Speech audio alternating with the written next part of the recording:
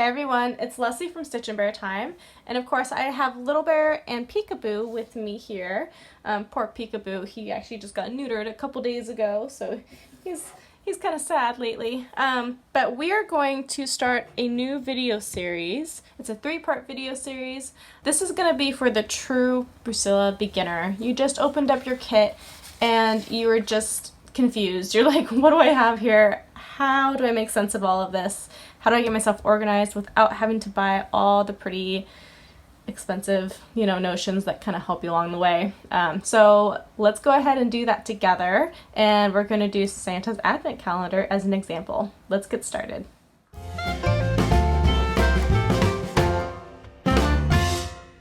So I'll go over these common household items that we will use for our kit, but let me push these over to the side because this is the kit that I'm going to open, though I have kind of opened it already. We are going to do an advent calendar called Santa, and I almost did this one last year, but I figured, nope, this is the time we're finally going to get it done. So when you open up a kit, you will see that it comes with floss, sequins and beads, felt, instructions, some cardboard, and then of course the front picture. So let's go ahead and slide this out. And the very first thing that I look for in a kit like this, where are my needles? There's usually 2 needles that come in a kit. So usually it's gonna be with your floss and with your sequins and your beads. So let's go ahead and take that out. Let's put those to the side though, because we're gonna find our needle.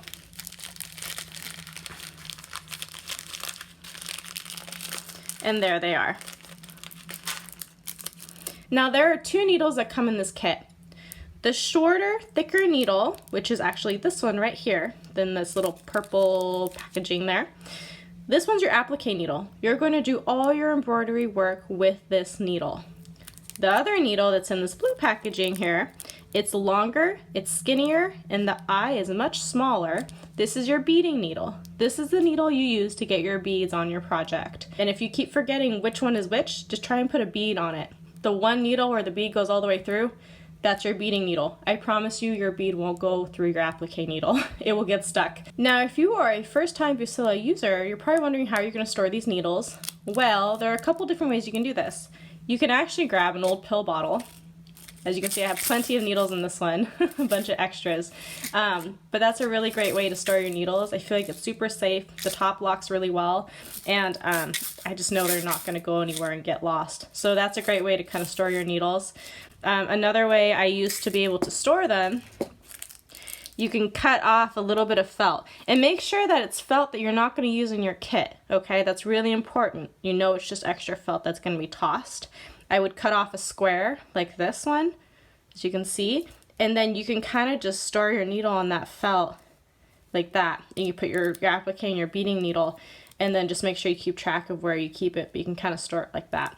And I used to do that too. So as you can see here, your floss is not organized yet. So you will have to figure out how many strands of each color you have, and the instructions are really good with helping with that because there's a key that's going to tell you how many strands they gave you for each color. One thing I'm going to mention about floss is you do not need to buy these organizers. I don't know what they're called, but in order to organize your floss. This is me just splurging. I just like different things like this. I know you guys have seen a few of them from me. You can actually just get a paper plate and make it work just as well, and I'm going to show you how you can do that. So I would fold this paper plate in half. I would cut off part of it because you just don't need all of it. And then I would grab some tape and I would tape that end so it wasn't flopping around on me. And then I would take a hole puncher and punch holes in these, and I would organize my floss that way. So then suddenly this guy is gonna act like one of these, only I just made it at home. And that's what I did for like the first couple kits that I had. It worked fine.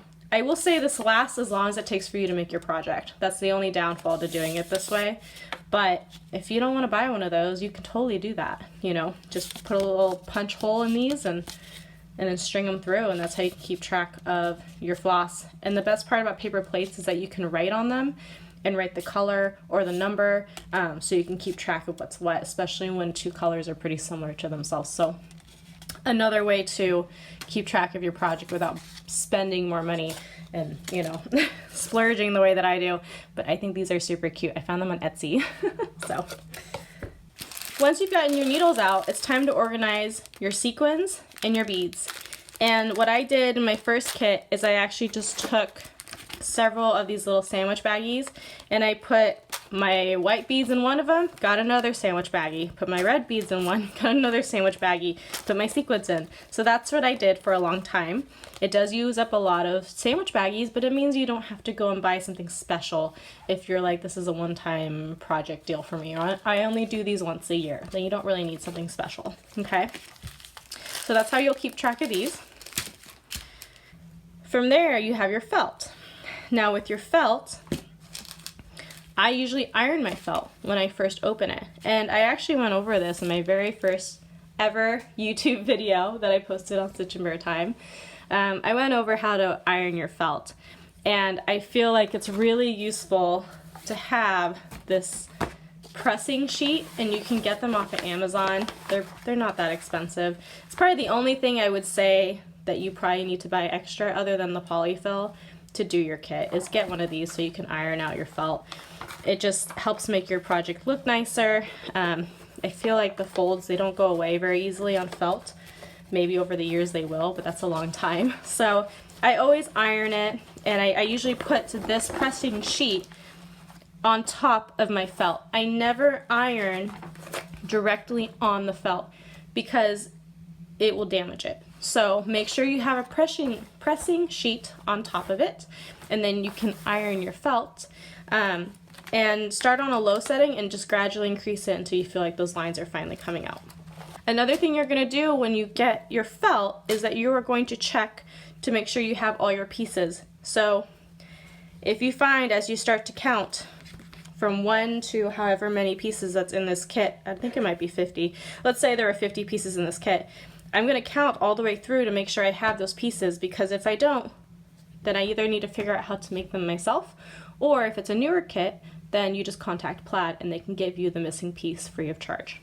And I will say for the bigger pieces of felt, you can definitely wrap them around something that's kind of circular like this. This is from a plastic wrap. This was the plastic wrap tube that it was wrapped around, so I use this for my bigger pieces. I just wrap it around there.